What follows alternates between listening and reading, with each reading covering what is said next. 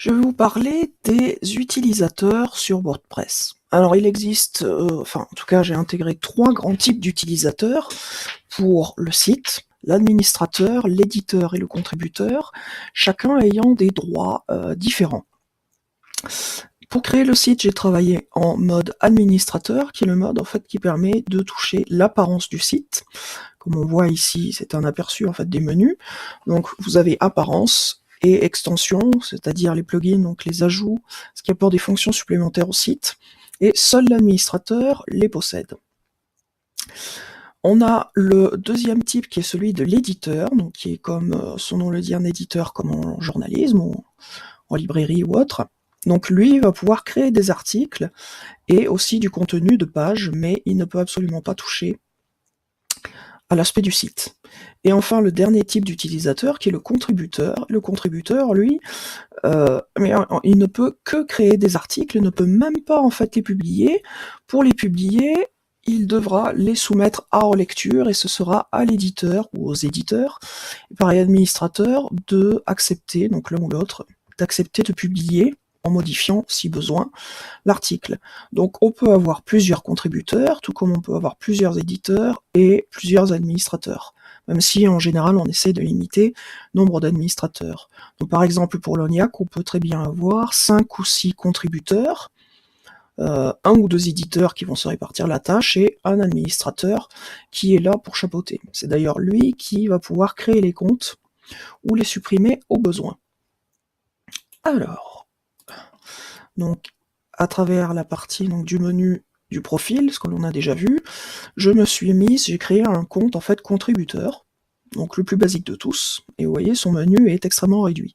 Alors les commentaires, comme j'ai désactivé la fonction commentaire, enfin disons que je n'en ai créé aucun, l'intérêt est plus que limité, ça ne sert pas dans notre cas.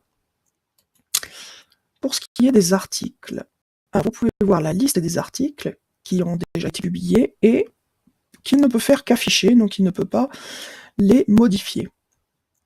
Par contre, donc on a dit notre contributeur peut ajouter un article, et il peut soit l'ajouter avec la méthode WordPress classique, soit avec la méthode de Divi. Donc par exemple, on va marquer article test de contributeur et blabla. Article test. Donc j'ai laissé en fait avec Divi on a plusieurs niveaux, mais j'ai laissé la possibilité aux différents types d'utilisateurs de choisir ce qu'ils veulent. Donc ici par exemple un contributeur peut juste taper du texte qui sera récupéré par l'éditeur ou par l'administrateur et qui sera inséré dans le modèle. Tout dépend en fait si les gens sont à l'aise ou pas avec ça. Et comme vous pouvez le voir, il n'y a pas de bouton publier. Alors, je vais mettre un sujet, voilà, une catégorie. Il n'y a pas de bouton publier, seulement enregistrer le brouillon, par exemple, ou soumettre à la relecture. Donc c'est ce que je vais faire, soumettre à la relecture. Voilà, donc l'article a été envoyé, non pas publié. Et si on va dans la liste des articles, voilà, on le voit en attente, donc sous-entendu en attente de relecture. Et là, évidemment, l'auteur peut faire des modifications dessus.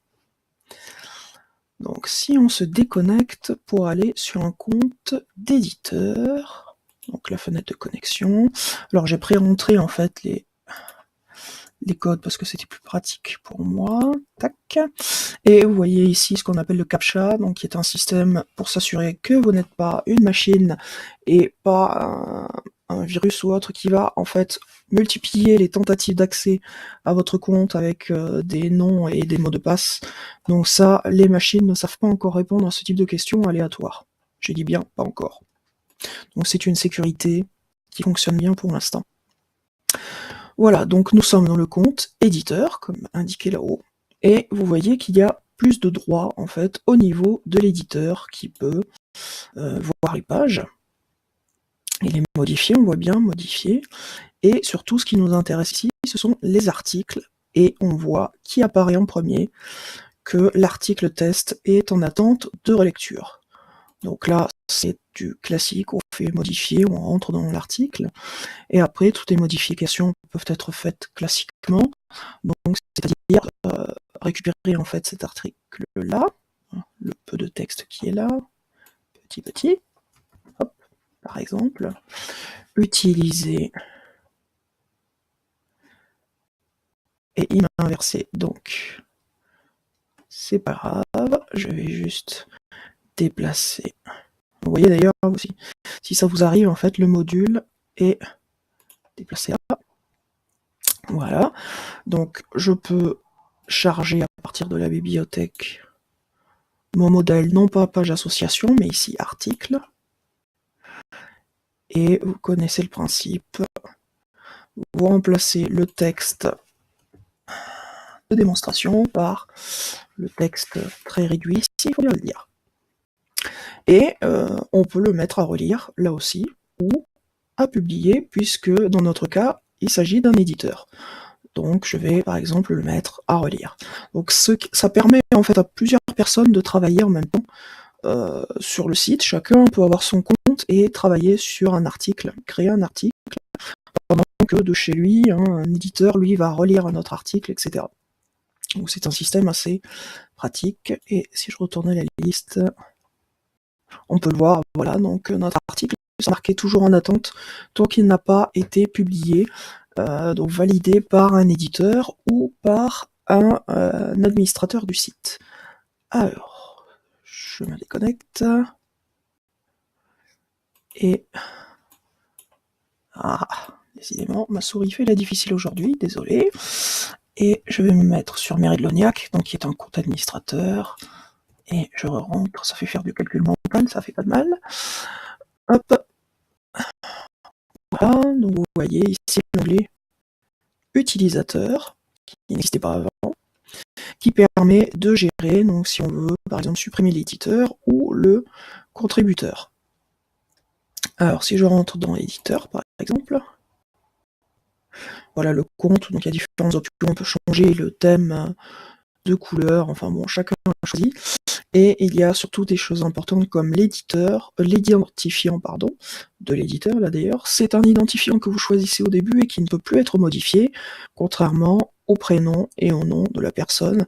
Donc le fait d'utiliser des noms neutres comme ça permet en fait que les comptes soient utilisés par plusieurs personnes, mais on peut très bien avoir un compte éditeur avec identifiant par exemple Dominique ou Serge ou autre, et qui sera supprimé à chaque fois qu'une personne s'arrête de travailler. Mais dans les entreprises, par exemple, c'est tout de même plus facile d'avoir un identifiant qui va s'appeler secrétariat, et que si une secrétaire prend la retraite et qu'une autre prend la relève, eh ben, le compte s'appellera toujours secrétariat, et donc ce sera tout de même plus facile à utiliser, pas besoin de changer le nom.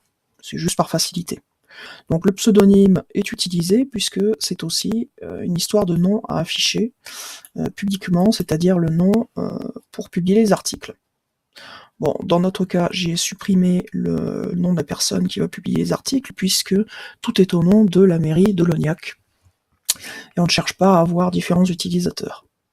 Alors, l'adresse de messagerie, j'en ai mis une, mais qui peut être totalement changée. C'était juste une adresse obligatoire pour créer le compte. Mot de passe, le mot de passe peut aussi être changé. Donc, c'est un mot de passe temporaire que vous avez...